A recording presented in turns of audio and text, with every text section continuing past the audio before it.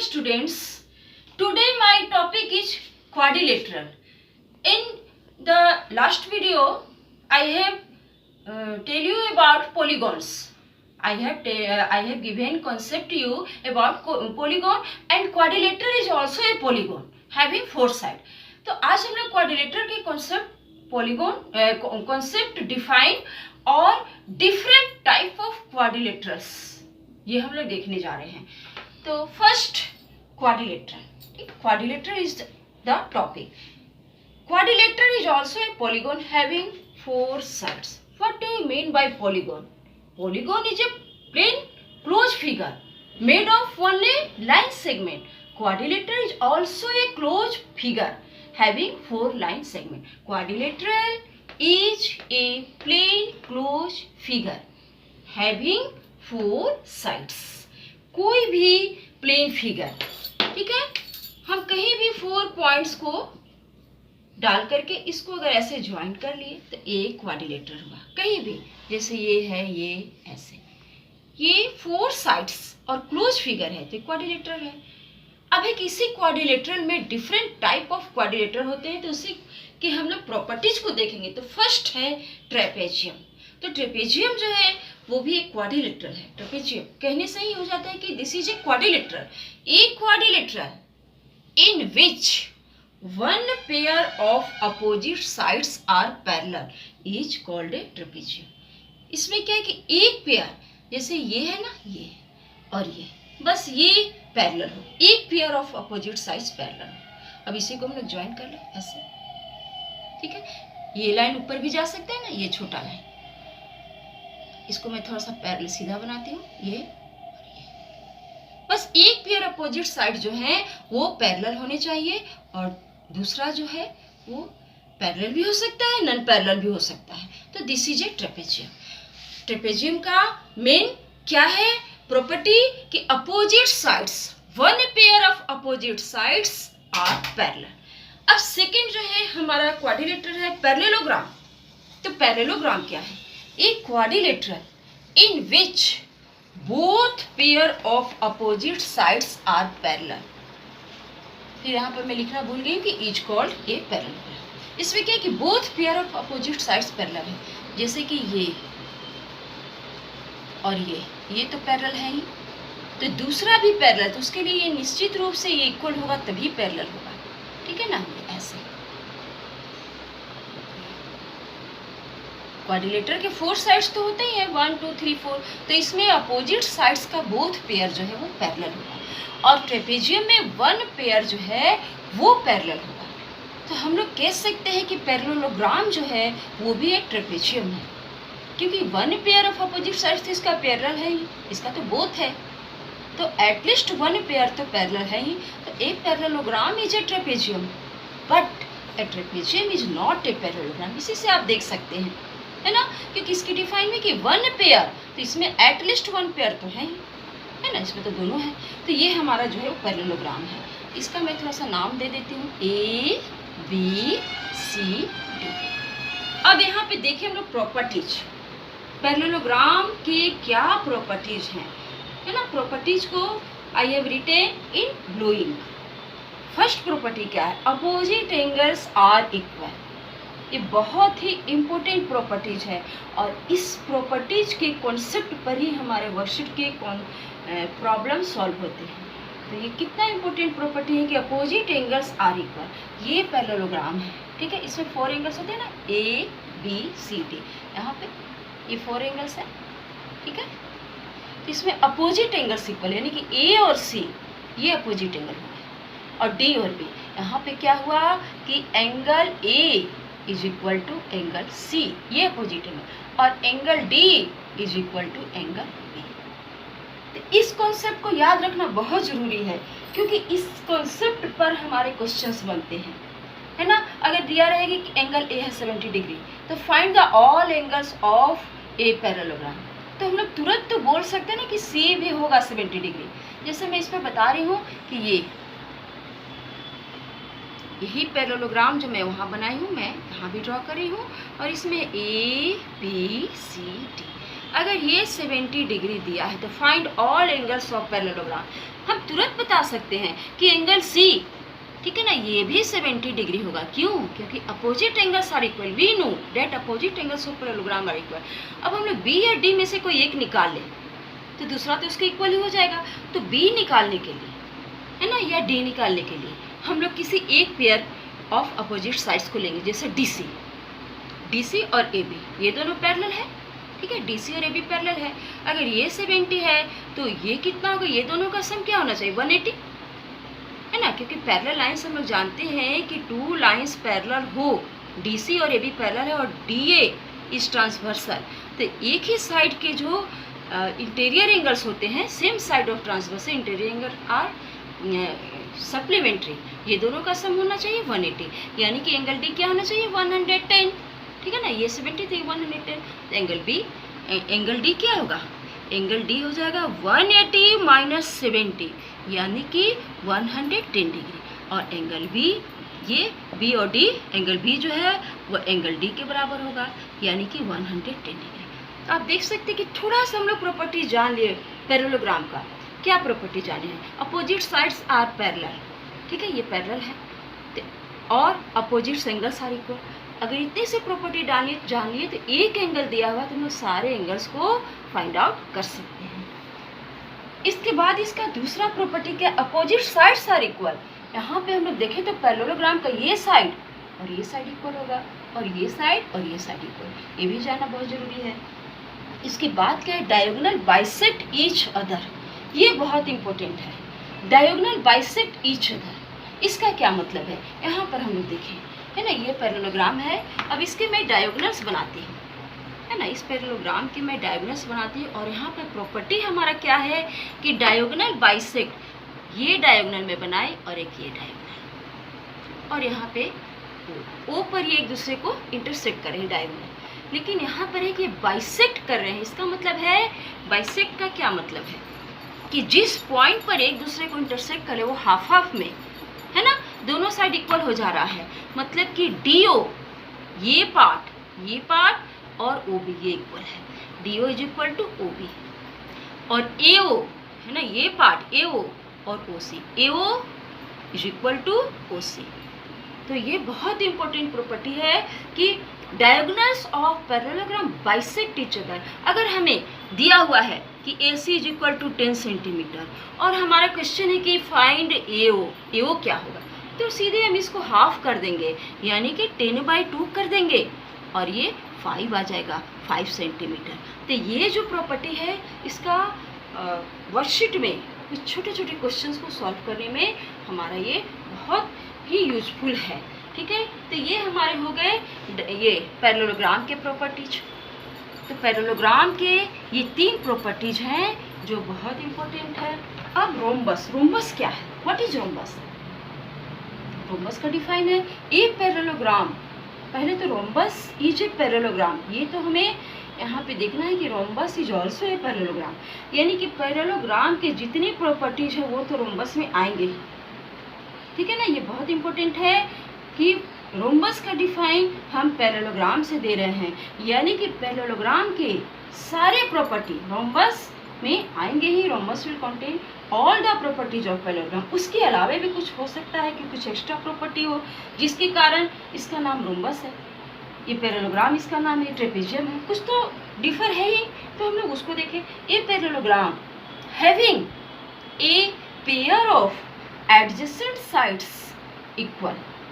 यहाँ पे क्या है कि parallelogram having a pair of adjacent side. Adjacent side का क्या मतलब है?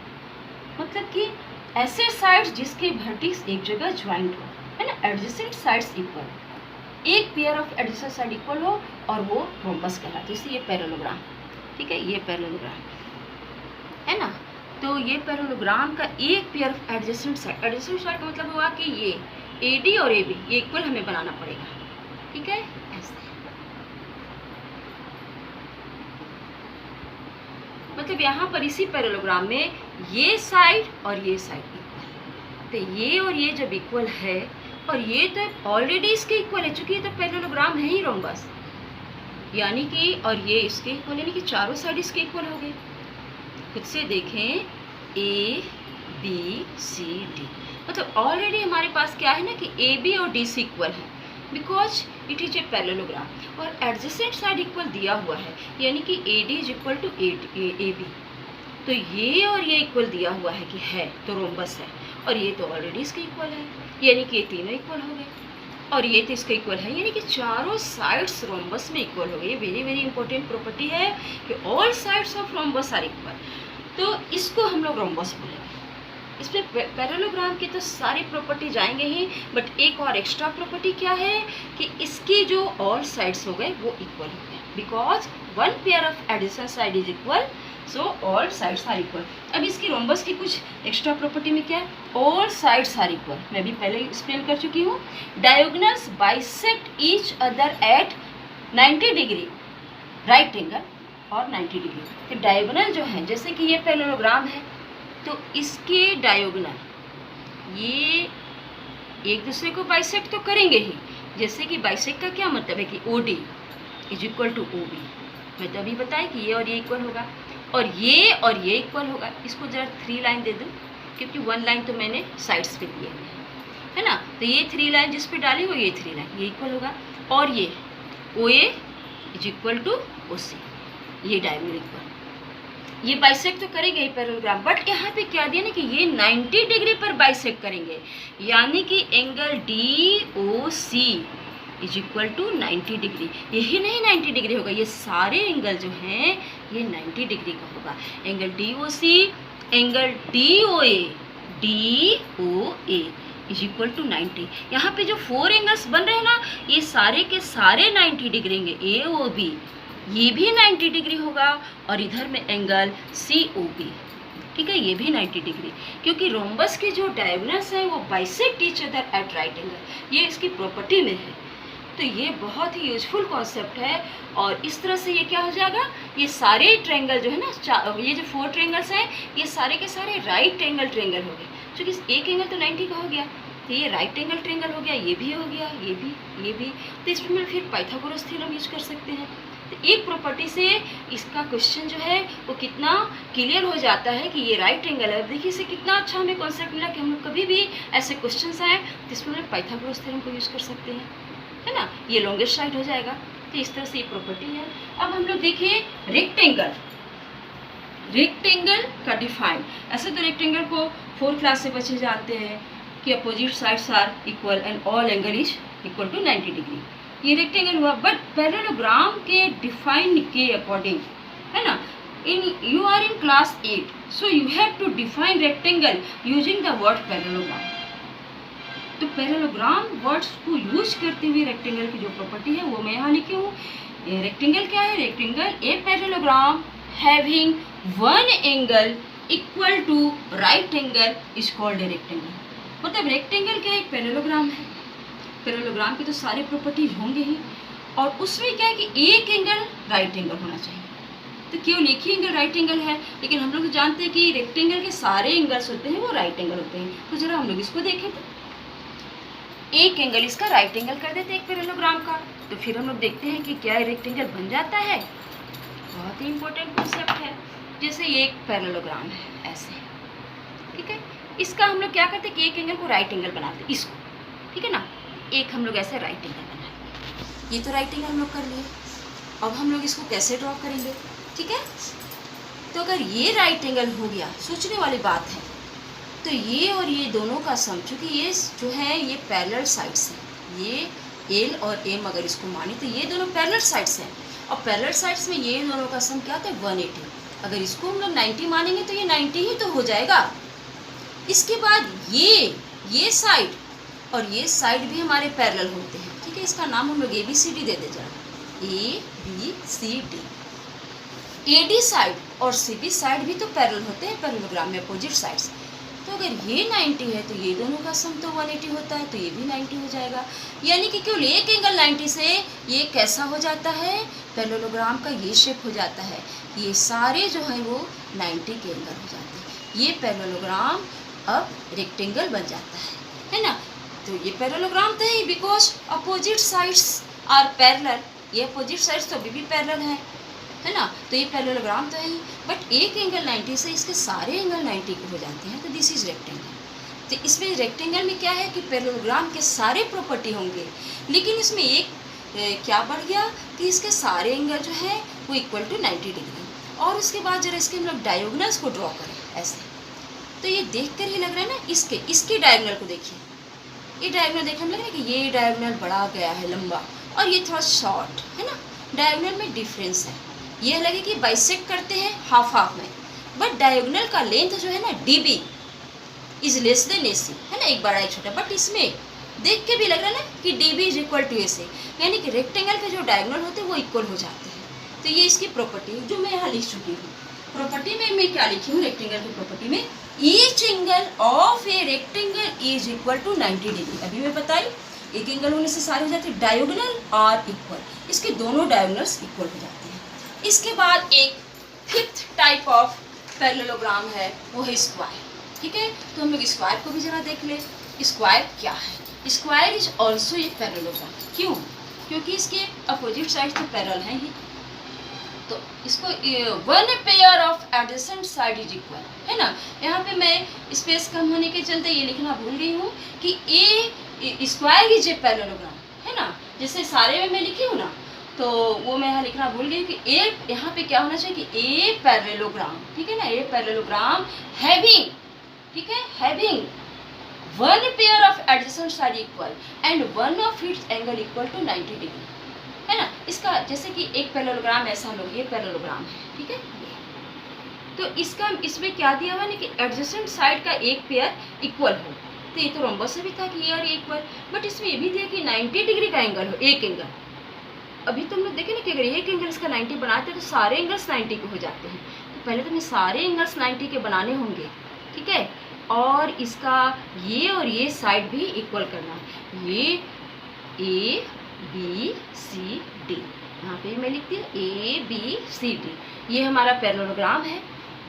तो पैरेललोग्राम में तुम्हें पहले से ही पता है कि ये AB और DC इक्वल है, ठीक है, और लेकिन स्क्वायर में क्या हो जाता है ना कि एडजेसेंट साइड, मतलब ये साइड और ये साइड भी इक्वल होगा, यानी कि AD और AB भी इक्वल होगा, यानी कि एक तरह से कहेंगे चारों साइड्स इक्वल है। ये इसके इक्वल है, ये इसके इक्वल है, ये तीन इक्वल हो गए, तो ये इसके इक्वल है, ये चारों साइड इक्वल और ऑल एंगल क्या हो जाएगा 90 का। तो ये तो हमारा प्रॉपर्टी है स्क्वायर का, ईच एंगल 90 डिग्री, ठीक है, डायगोनल सारे इक्वल, ऑल साइड सारे इक्वल, डायगोनल जिसके इक्वल दिख ही रहे हैं है ना। तो ये हमारे स्क्वायर की प्रॉपर्टी है। तो these are the concept of quadrilateral है ना। अब हम लोग इसी कॉन्सेप्ट पर कुछ क्वेश्चंस को सॉल्व करते हैं। 4 क्वेश्चंस लिखी हूँ और I am going to solve this question on the basis of the concept. तो ये सॉल्यूशन 1, ठीक है, सॉल्यूशन 1। ये पहला क्वेश्चन क्या है, one of the angle of a parallelogram is 75 degree, ठीक है ना, one angle is given, find the measure of remaining angle। one angle of a parallelogram is given that is equal to 75 degree, you have to find the all angles। तो first we have to draw a parallelogram। ऐसे हम लोग ऐसे एक parallelogram बना रहे हैं, ठीक है, इसका नाम दे देते हैं AB, थोड़ा सा यहाँ पे है ना ऐसे होना चाहिए ताकि ये पैरेलल दिखे, ABCD।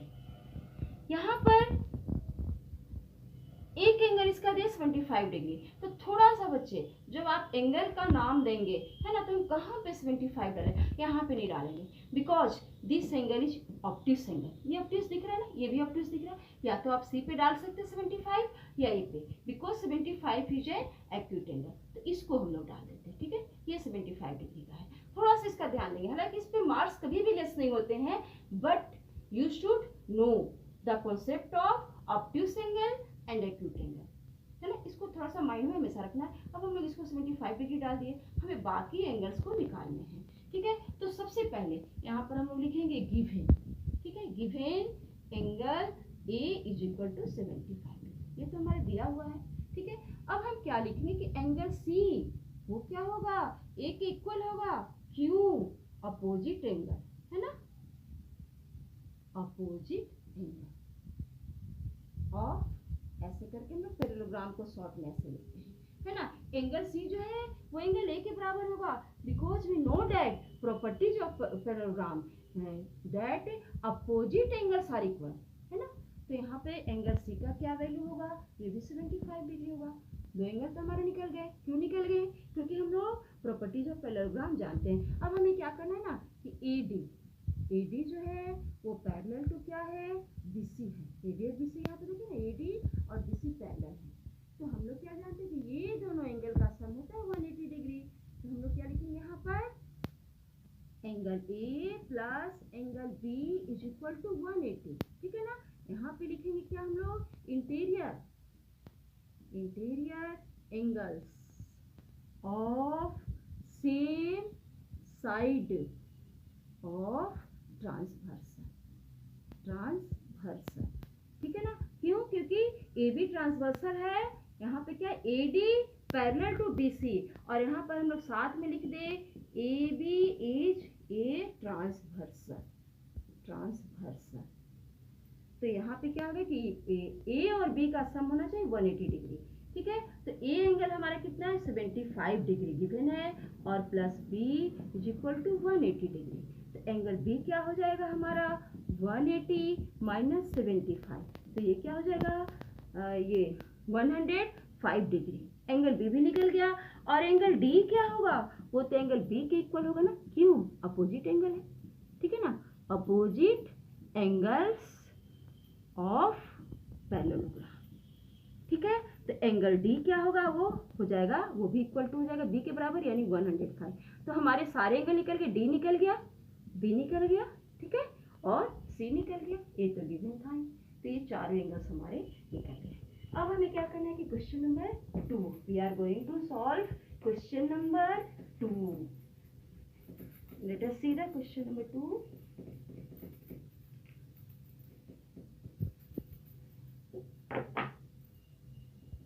सॉल्यूशन 2।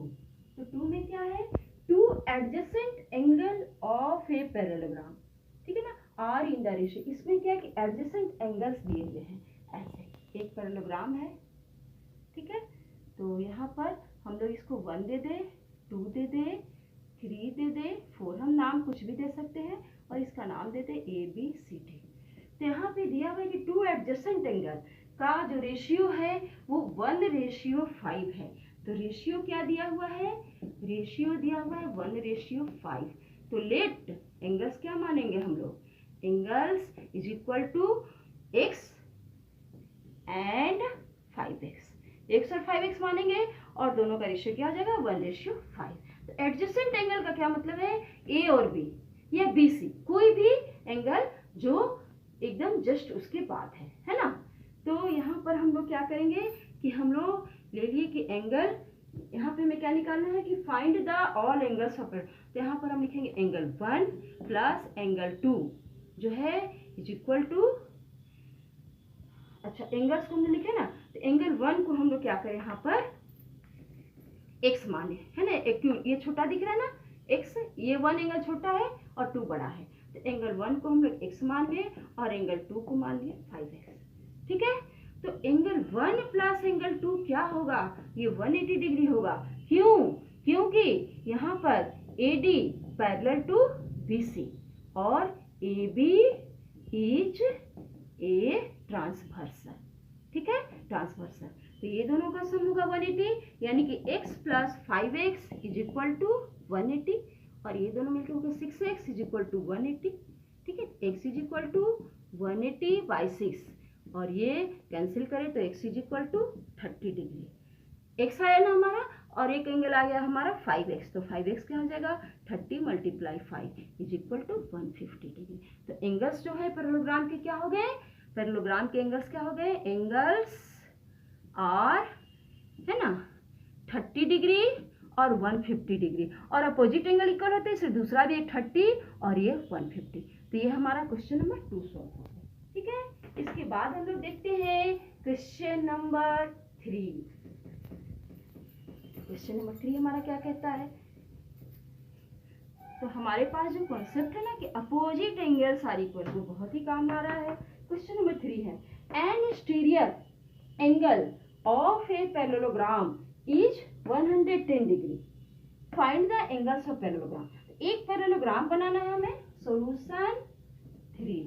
ठीक है, तो इसमें हमें क्या करें कि एक पैरेललोग्राम ऐसे बना लेना है। ठीक है, और इसका एक exterior angle A B C D, एक पैरेललोग्राम है तो इसकी एक्सटीरियर एंगल ऐसे, ये 110 डिग्री दिया हुआ है। ठीक है, तो आप लोग ये नहीं करेंगे कि कोई यहाँ पर अगर हम लोग यहाँ भी एक एक्सटीरियर एंगल बनेगा, लेकिन इसको हम लोग 110 नहीं लिख सकते क्योंकि ये एक्यूट एंगल बन जाएगा। तो ये एंगल जो है ऑब्ट्यूज है, तो इसको 110 लिखिए हम लिखें। एक एक्सटीरियर एंगल दिया तो बाकी सारे एंगल्स निकालने हैं, तो ये तो इसके सारे एंगल्स का नाम दे दें लोग, 1 2 3 4। ठीक है, तो यहाँ पर हम लोग देखें तो ये दोनों है ना, angle 1 plus 110 is equal to 180। क्यों? Linear pair. ठीक है ना, लीनियर पेयर। लीनियर पेयर से क्या होता है हमारा कि ये एक पॉइंट पर जितने भी एंगल्स बनते हैं उसका सम होता है 180। तो 110 और 1 ये दोनों मिलके कितना हो जाएगा 180। तो इससे हमारा एंगल 1 क्या निकलेगा, angle 1 is equal to 180 minus 110। तो एंगल 1 इज इक्वल टू क्या निकला 70 डिग्री। ठीक है, एंगल 1 निकल गया। जब एंगल 1 निकल गया तो 3 तो उसका इक्वल ही होगा ना, because these are opposite angle of parallelogram. तो angle 3 is equal to angle 1 है ना, तो एंगल 3 क्या हो जाएगा, ये भी 70 डिग्री हो जाएगा। क्यों? यहाँ पे अपोजिट एंगल हम लोग लिख देंगे, अपोजिट एंगल्स। तो एंगल 3 भी निकल गया हमारा, 1 और 3 दो निकल गए। अब ये दोनों, तो ये और ये है ना, ये हम लोग इसको ना डीसी और एबी पैरेलल है। हम लोग क्या लिखे, डीसी पैरेलल टू एबी, और इसमें हमारा एडी जो है वो ट्रांसवर्सल है। एजी इज ए कर देते हैं यहाँ पे, ए ट्रांसवर्सल। ठीक है, तो इसमें क्या हो जाएगा, angle 1 plus angle 4 is equal to 180। ठीक है, ये दोनों का सम 180 हो जाएगा ना। से इंटीरियर एंगल है ना, क्यों? क्योंकि interior angles of same side of transversal, ये दोनों का सम देखिए यहाँ पर 1 और 4, ये दोनों का सम क्या होगा 180। ठीक है, और ये हमारे कितना है 70 डिग्री। तो 1 की जगह पर हम क्या लिखेंगे 70 degree plus angle 4 is equal to 180 degree. Angle 4 कितना आएगा 180 माइनस 70, एंगल 4 कितना आया 110 डिग्री। और एंगल 4 और एंगल 2, एंगल 2 क्या है, वो एंगल 4 के इक्वल है। क्यों? Opposite angle. ठीक है ना, अपोजिट एंगल। तो एंगल 2 जो है वो भी कितना हो जाएगा 110 डिग्री। तो हमारे सारे एंगल्स निकल गए, 2 निकल गया, 4, इसके बाद हम देखे तो यहाँ पर 3 है और 1, ये चारों एंगल्स हमारे निकल गए। अब इसके बाद हमारे एक क्वेश्चन और है, क्वेश्चन नंबर 4। हम लोग उसको भी देखते हैं कि हमारा 4 क्वेश्चन क्या है। थोड़ा सा 4 क्वेश्चन ये सारे क्वेश्चन से बड़ा है, बट कॉन्सेप्ट क्लियर है तो वी कैन सॉल्व। ठीक है, सॉल्यूशन 4 है। यहाँ क्वेश्चन क्या है, हम लोग पहले क्वेश्चन देख लो ना। Diagonal of a rhombus. ठीक है ना, एक रोम्बस है, उसके डायगोनल्स का क्या दिया are in the ratio 5:12। Rhombus के डायगोनल का रेशियो है if its perimeter is 104 centimetre. ठीक है ना, ये पेरीमीटर है और ये 104 सेंटीमीटर है। Find the length of the sides and diagonal. तो यहाँ पर हम लोग एक रोम्बस का फिगर बना लेते हैं। क्वाड्रिलेटरल में जो भी क्वेश्चंस हमारे आते हैं उसका फिगर भी मस्ट होता है एग्जाम में बनाना। ठीक है, ये रोम्बस है और रोम्बस के साइड्स जो है वो इक्वल होने चाहिए। ऐसे थोड़ा सा हम लोग लगभग इक्वल ड्रॉ कर रहे हैं और इधर से भी थोड़ा सा इक्वल कर ले हम लोग। इसका नाम दे दे ABCD। अब इसके डायगोनल हम लोग जरूर ड्रॉ करेंगे क्योंकि डायगोनल दिया हुआ है। दिया क्या हुआ है कि रेशियो है ना, गिवन। हम लोग क्या लिखेंगे गिवन है ना, इस पॉइंट को O देते हैं। Given ratio of diagonals. Diagonal का रेशियो दिया है 5:12। तो ये जो बड़ा वाला है ना, तो हम लोग क्या करेंगे कि लेट BD को 5x मान लें, ठीक है, बड़ा जो छोटा डायगोनल है BD, और AC को हम लोग 12x मान लें। तो ये दोनों को का रेशियो क्या होगा, x कैंसिल होकर के 5:12, ठीक है, हम लोग डायगोनल को माने। अब क्या करना है कि इसमें हम लोग जानते हैं कि रोम्बस के डायगोनल जो है वो बाइसेक्ट करते हैं, तो DO क्या हो जाएगा, तो DO जो हो जाएगा हमारा ये 5x/2, और OC क्या हो जाएगा, OC हो जाएगा 12x/2, ठीक है ना। ये डायगोनल जो है वो एक दूसरे को बाइसेक्ट करते हैं। तो 12x/2 का मतलब हो गया कि ये एक तरह से ये 6x हो गया, ठीक है, इसको हम लोग 6x भी लिख सकते हैं। चलिए यहाँ पे 12x/2 ही अभी लिख देती हूँ मैं समझने के लिए। अब हम लोग क्या करेंगे कि अब यहाँ पे देखें ना कि ये जो है ये राइट 90 डिग्री हो गया ना ये एंगल, तो ये जो DCO ये ट्रायंगल क्या हो गया हमारा, राइट एंगल हो गया। तो हम लोग इसमें क्या करेंगे, पाइथागोरस थ्योरम से DC निकालेंगे, ठीक है ना। ये हमारा जो दोनों साइड्स मालूम है इस राइट एंगल ट्रायंगल में, तो पाइथागोरस थ्योरम से हम लोग DC निकालेंगे। जब हमारा DC निकल जाएगा तो ये सारे साइड्स वही मेजरमेंट के होंगे, क्योंकि all sides of rhombus are equal. जो हमारा DC होगा वही हमारे इस रोम्बस के चारों साइड्स होंगे। फिर हम लोग पेरीमीटर का यूज करेंगे, तो इन ट्रायंगल DOC है ना, इन राइट ट्रायंगल अगर लिख दे तो हम डायरेक्ट पाइथागोरस थ्योरम यूज कर सकते हैं। इन राइट, ठीक है, इन राइट ट्रायंगल DOC है ना, ये DO पर है राइट एंगल ट्रायंगल। तो यहाँ पर हम लोग DC, ठीक है ना, DC क्या लिखेंगे, DC is equal to OD का होल स्क्वायर प्लस OC का होल स्क्वायर, ठीक है। हम लोग DC निकाल रहे हैं, और OD का मतलब हो गया 5x/2 का होल स्क्वायर प्लस 12x/2 का होल स्क्वायर। यहाँ पर हमें 6x करना कोई ज़रूरी नहीं है, क्योंकि यहाँ पे एलसीएम जो है वो सेम आ जाएगा, ठीक है ना। तो ये हमारा हो जाएगा 4 और ये 4, ठीक है, 4 और यहाँ पर हो जाएगा 25x² और प्लस 144x²। तो ये मिलके 13 आ जाएगा, 169x²/4 का अंडर रूट। तो इस तरह से ये DC हुआ हमारा। तो DC क्या हुआ, 13/2x, ये हमारा DC निकला, ठीक है ना। ये DC को मैं यहाँ पे लिख लेती हूँ, ठीक है ना, यहाँ तक देख लो आप लोग, ये DC निकला। यहाँ पर मैं जरा ये जो DC आया है मैं इसको लिख लेती हूँ, ठीक है ना। हमारा ये जो DC आया है इसे मैं यहाँ पे लिख लेती हूँ। DC आया हमारा क्या, ये DC हमारा अभी सॉल्व करने पे क्या आया, 13/2x, है ना। DC is equal to 13/2x। तो ये DC क्या है, ये साइड है, ठीक है ना, रोम्बस का एक साइड है। तो हमें पेरीमीटर दिया हुआ है ना, पेरीमीटर क्या होता है रोम्बस का, 4 × side, because all sides are equal. तो पेरीमीटर जो है ये हमें दिया हुआ है 104 इज इक्वल टू 4 × साइड, ठीक है, साइड।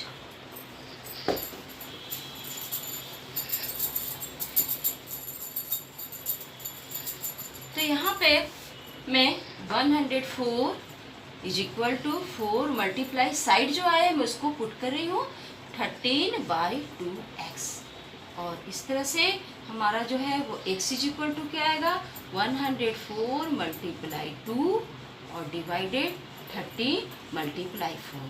तो ये हम लोग डिवाइड करें तो 2 हो जाएगा, और यहाँ पर डिवाइड करें तो 2 5 जा 52 है ना, 2 से, और ये 4, यानी कि x इज इक्वल टू क्या आया, 4। तो x इज इक्वल टू 4 मतलब साइड हमारा क्या हो जाएगा, हमें रोम्बस के साइड ही तो निकालने, side is equal to 13/2x। तो यहाँ पे 13 × x की जगह पर 4 और बाई 2, तो ये कैंसिल, और ये साइड जो आया हमारा 26 सेंटीमीटर। और हमें डायगोनल्स निकालने हैं, तो डायगोनल्स क्या है, डायगोनल्स हमारे 5x है, तो 5x इज इक्वल टू क्या है हमारा, ये x इज इक्वल टू है 4 है ना, तो 4 × 5, एक हो गया डायगोनल 20 और दूसरा डायगोनल है 12x। तो 12x का मतलब हुआ कि 12 × 4, चूँकि x हमारा 4 आया है तो 48 सेंटीमीटर। तो हमारे क्या निकले, एक ये आंसर हुआ, एक यहाँ पर ये, और एक 26। हमें साइड्स और डायगोनल निकालने थे, जो कि हम लोग इसका रोम्बस का ये साइड्स निकालिए और डायगोनल्स निकालिए। तो दीज आर द क्वेश्चंस, और ये क्वेश्चन को हम लोग कॉन्सेप्ट पर सॉल्व किए हैं। तो छोटे छोटे कॉन्सेप्ट जो है वो जान लेने पे हमारे क्वाड्रिलेटरल के कोई भी क्वेश्चन जो है वो सॉल्व हो जाते हैं। Thank you for watching the video.